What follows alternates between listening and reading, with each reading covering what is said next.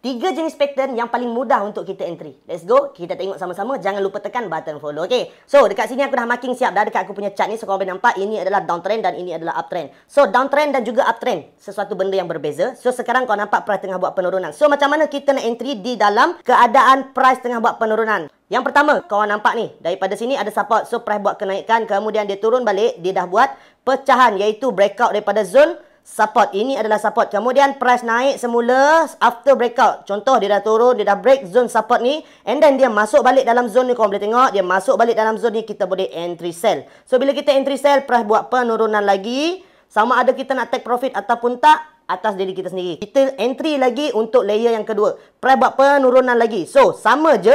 Cari je support breakout. Sini adalah support breakout. So, price buat penurunan. After price masuk balik dalam zone kita, dalam angle downtrend ni, kalau dia dah naik melepasi angle downtrend ni, maka jangan entry lah. Okay? So, selagi dalam angle downtrend, kita boleh entry sell lagi di area sini. Okay? Nampak tak? Ini support. Kemudian dia turun, dia naik balik masuk zone support kita, kita boleh entry sell balik. And then dia turun. After penurunan tersebut, korang boleh take profit ataupun korang masih tak puas hati, masih nampak, masih strong untuk penurunan. So, dia pull back balik, dia turun balik, dia pull back balik. So, korang cari lagi support seterusnya. Asalkan masih dalam angle downtrend. Korang nampak ni? Okay. Dia dah buat breakout. So, dekat sini ada satunya breakout support. Okay. Tunggu price buat kenaikan balik ataupun masuk balik dalam zone ni. Selagi tak keluar zone angle penurunan ni, selagi tu korang boleh layer. Okay? So, korang dapat tak ilmu downtrend? Now, kita pergi kepada uptrend pula. Okay? Uptrend, benda yang sama. Selagi price masih dalam angle uptrend ni, korang boleh entry lagi. So, confirmation pertama adalah breakout yang paling senang. Okay? Price buat kenaikan. Kemudian, dia buat penurunan. So, dekat sini dah ada penurunan. Kemudian, dia naik balik. So, naik balik dekat sini kita panggil resistance breakout. Price buat kenaikan. Sini adalah resistance. Punca kenaikan dia disebabkan dia dah break area resistance ni. So, bila price break area resistance, masuk balik dalam zone yang korang marking ni nampak yang masuk balik, korang boleh entry buy. Selagi tak pecah angle kenaikan ni. Selagi dia tak tembus ke sini, selagi tu korang boleh entry. Kemudian, price buat kenaikan balik.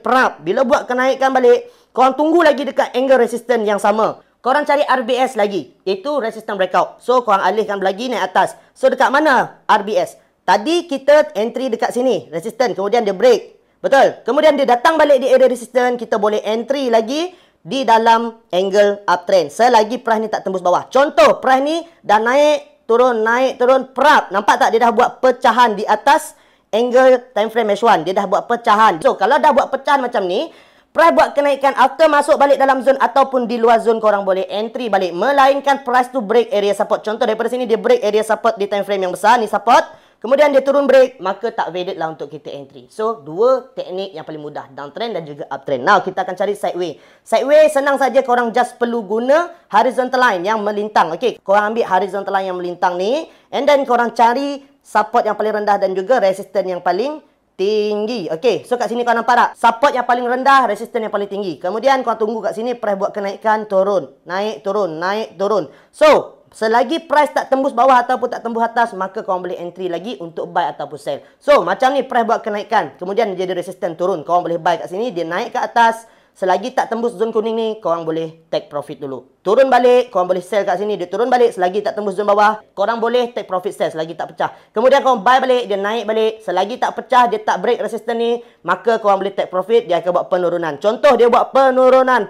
Dia breakout zone. Dia masuk balik dalam angle zone support ni. Ini dah panggil support. Ini support. So, dia masuk balik di area support. Dekat sini adalah punca breakout support. So, ini support. Dia turun. Dia break. So, sini adalah punca breakout support. Kemudian, price masuk balik di area breakout support. Dia turun balik. Dia naik balik. Dan dia turun sampailah ke bawah. Asalkan ada breakout support, maka korang boleh entry sell. Ada breakout resistance, korang cari peluang untuk entry buy. So, faham 3 pattern yang paling mudah ataupun 3 trend yang paling simple untuk entry. So, puas hati. Bye-bye. Assalamualaikum.